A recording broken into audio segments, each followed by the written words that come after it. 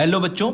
आज हम लोग पढ़ने वाले हैं क्लास 12th में कुछ इंपॉर्टेंट क्वेश्चंस। किसके क्वेश्चन है? मैट्रिक्स और डिटर्मिनेंट्स के कुछ इंपॉर्टेंट क्वेश्चन है जो कि सैम्पल पेपर में आए हुए क्वेश्चंस हैं। सीबीएसई ने जो जारी किया सैम्पल पेपर, उसमें क्वेश्चंस आए हुए हैं। सभी क्वेश्चंस एमसीक्यू से लिए गए और सब क्वेश्चन ऐसे हैं जो आप लोग को इंपॉर्टेंट, सभी लोग के लिए इंपॉर्टेंट है ना। फॉर्मूले बेस है क्योंकि ऐसे क्वेश्चंस पक्का आएंगे सीबीएसई में बच्चों, और यूपी में भी आने के चांस है बच्चों, क्योंकि ये फार्मूले बेस्ड क्वेश्चन है। इसमें दिमाग लगाना पड़ेगा आप लोगों को, क्योंकि आप लोग को अगर फार्मूले याद होंगे तभी ये हो पाएगा बच्चों। ठीक है, ट्रिक पता होगी तभी आप लोग ये कर पाएंगे बच्चों। ओके, तो देखते हैं बच्चों पहला क्वेश्चन आज का क्या है। लिखा हुआ है if for a square matrix A into adjoint A equal to, ये दे रखा है हम लोग को, मतलब ये 3x3 में एक स्क्वायर मैट्रिक्स है। देखिए 3x3 में then the value of determinant A plus determinant of adjoint A, ये हम लोगों से पूछ रहा है बच्चों। तो गौर करिए बच्चों, यहां पर हम लोग को ए इंटू एडजॉइंट ए दे रखा है। ए इंटू एडजॉइंट ए की बात करें तो हम लोग को कितना दे रखा है बच्चों? दे रखा है हम लोग को 2025, फिर बाकी 0 0, फिर ये है, फिर ये 0 है 2025, फिर ये 0 है, फिर ये 0 है, 0 है 2025। ओके बच्चों, या देखिए बच्चों सब में कॉमन क्या मिल रहा है ये समझिए बच्चों। कॉमन की मैं बात करूं तो सभी में कॉमन जो मिल रहा है वो मिल रहा है आप लोग को 2025। सभी में लिखा है 2025 कॉमन मिल रहा है बच्चों।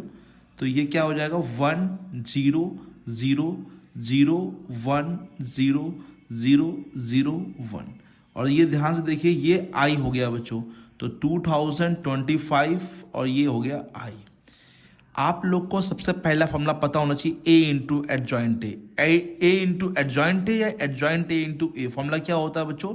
Determinant A into I. Determinant A into क्या होता है बच्चों? आई। ध्यान दीजिए फॉर्मूले पे, ए इंटू एडजॉइंट ए का फॉर्मूला होता है डिटर्मिनेंट ए इंटू आई।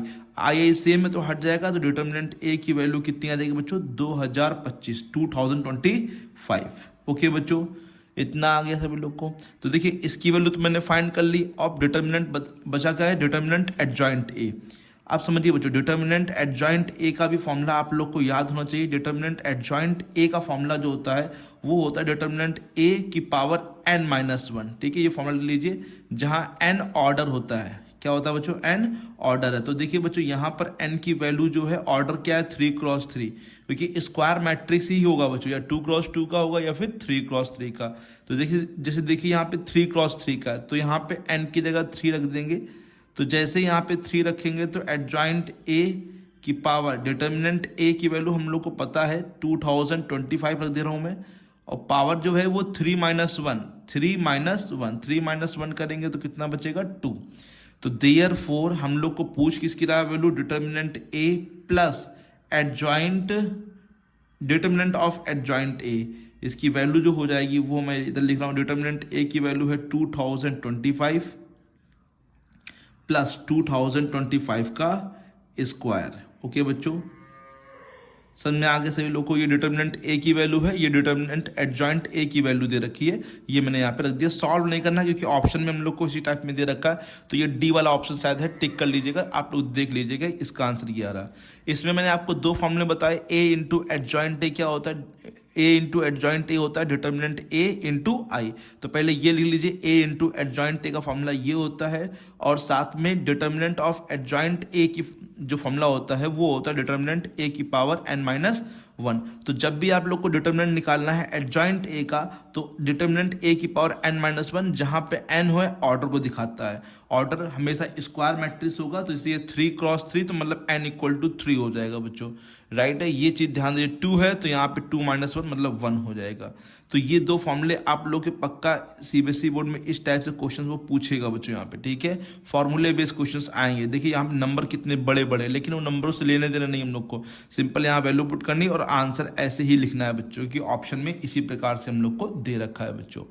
आशा करते हैं सभी बच्चों को अच्छे से समझ में आ गया होगा। तो प्लीज ये दो फॉर्मूले नोट कर लीजिए। आप देखते हैं क्वेश्चन नंबर 2 बच्चों आज का। If A and B are non singular matrices of same order. Second question में लिखा है ए एंड बी आर दो मैट्रिक्स हैं नॉन सिंगुलर। नॉन सिंगुलर सबको पता होना चाहिए, जहां पर डिटर्मिनेंट ए जो होता है वो डज नॉट इक्वल टू क्या होता है, जीरो होता है। तो determinant A does not equal to zero, determinant B is also does not equal to zero. Singular matrix जहां पर डिटर्मिनेंट ए की वैल्यू जीरो हो जाती है। Non singular matrices of same order with, दोनों के ऑर्डर क्या है बच्चों, सेम है। ये ध्यान दीजिए कि यहाँ पे सेम ऑर्डर है विथ डिटर्मिनेंट ए। डिटर्मिनेंट ए की वैल्यू दे रखी है 5। देन डिटर्मिनेंट, देखिए डीईटी का मतलब भी डिटर्मिनेंट होता है, डीईटी लिख के दिया है बच्चों यहाँ पे, है ना। तो डीईटी मतलब ने लगा दिया डिटर्मिनेंट का साइन, ठीक है। डीईटी मतलब डिटर्मिनेंट होता है बच्चों। अब डिटर्मिनेंट ऑफ पूछ क्या रहा है, determinant of B inverse A B का होल स्क्वायर, ये हम लोगों से पूछ रहा है बच्चों यहाँ पे, ठीक है। तो देखिए बच्चों, determinant of B inverse A B का होल स्क्वायर कैसे फाइंड कर देंगे हम लोग को। ओनली गिवन क्या है बच्चों, डिटर्मिनेंट ए गिवन है, बी गिवन भी नहीं है बच्चों यहाँ पे।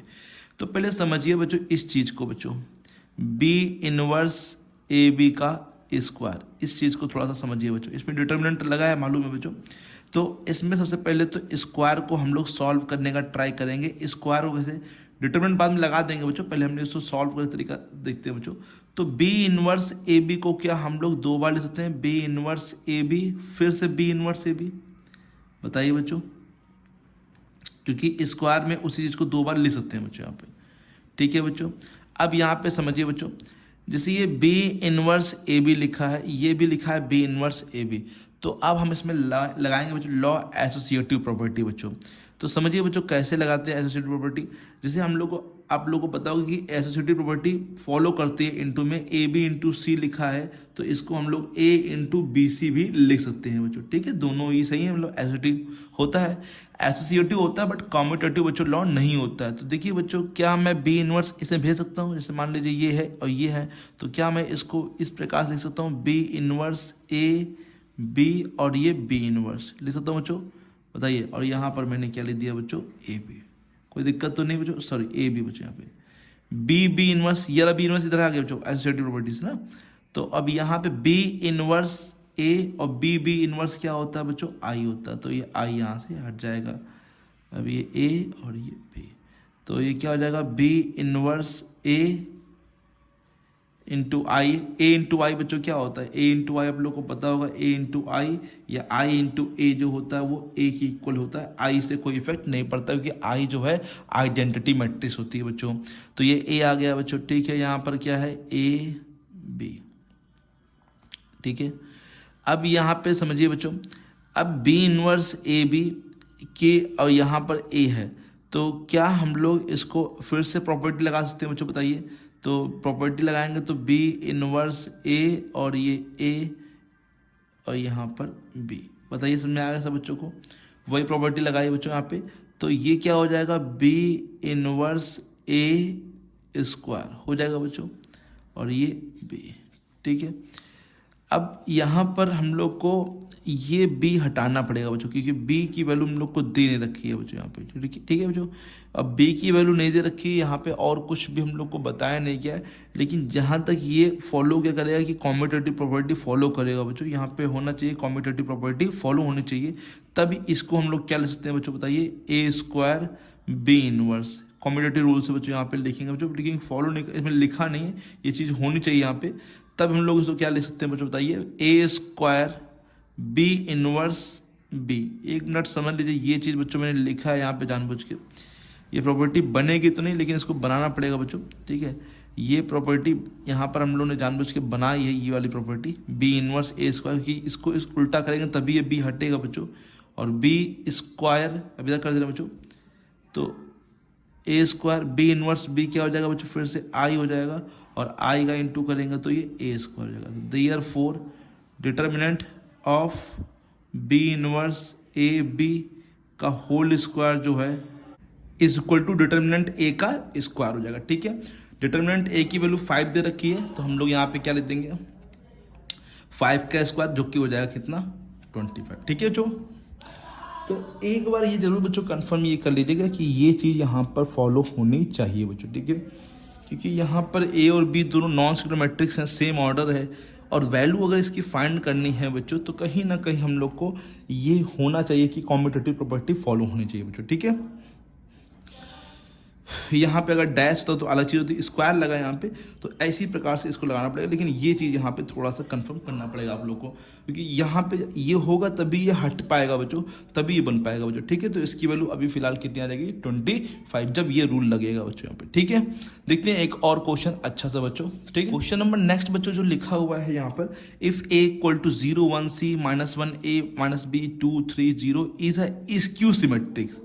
सभी लोग को स्क्यू सिमेट्रिक पता होना चाहिए और सिमेट्रिक पता होना चाहिए, ये दो चीज़ें इंपॉर्टेंट होती हैं बच्चों, पता होनी चाहिए बच्चों। Matrix then the value of a plus b plus c।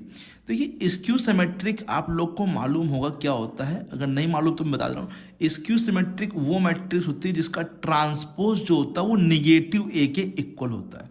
ये सिमेट्रिक है, स्क्यू सिमेट्रिक सॉरी क्या है, स्क्यू सिमेट्रिक है a dash equal to minus A, और सिर्फ सिमेट्रिक बोलेगा तो a dash equal to A होता है, तो उसको बोलते हैं सिमेट्रिक बच्चों। a dash equal to A है, मतलब a डैश का मतलब ट्रांसपोज ऑफ मैट्रिक्स, इसको कभी कभी टी भी लिख देते हैं, a की पावर टी भी लिखेंगे, a की power T equal to minus A, वो भी सही है बच्चों, ठीक है।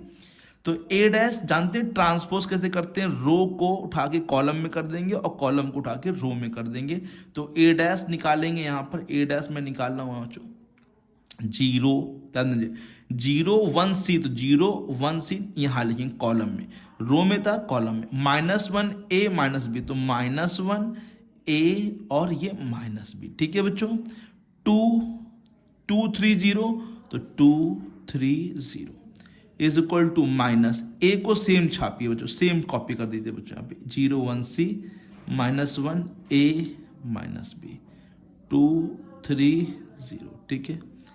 अब बच्चों जब दो मैट्रिक्स आपस में इक्वल होती हैं तो क्या करते हैं हम लोग बताइए, उनके जो करस्पॉन्डिंग एलिमेंट होते हैं वो आपस में इक्वल होते हैं।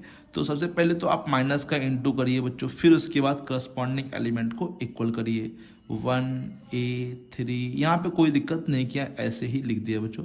यहाँ पे हमने करस्पॉन्डिंग एलिमेंट का इंटू करेंगे तो 0 -1 c, वो भी किसका बच्चों, माइनस का c, ठीक है। ये प्लस का 1, ये माइनस का a, ये प्लस का b, ये माइनस का 2, ये माइनस का 3 और ये 0 का 0, क्योंकि 0 में कोई चेंजमेंट नहीं होती है बच्चों। ऑन कंपेयरिंग, कंपेयर करेंगे बच्चों, कंपेयर करने पे देखिए 0 0 मैच कर रहा है, ये मैच कर रहा है, तो c -c equal to 2, that means c equal to -2, पहली वैल्यू, ठीक है। आगे भी मैच करते हैं 1 1, a is equal to -a, इधर जाएगा तो क्या हो जाएगा 2a इक्वल टू 0, तो a इक्वल टू 0 बच्चों, ठीक है। स्क्यू सिमेट्री में तो कंफर्म है कि 0 0 होते हैं बच्चों यहाँ पे। हाँ ये 3 है, ये b है, तो b की वैल्यू कितनी हो जाएगी बच्चों 3। अभी आगे भी चेक कर लीजिए, c की वैल्यू देखिए -2, b की वैल्यू 3, वही आ रहा 0 0।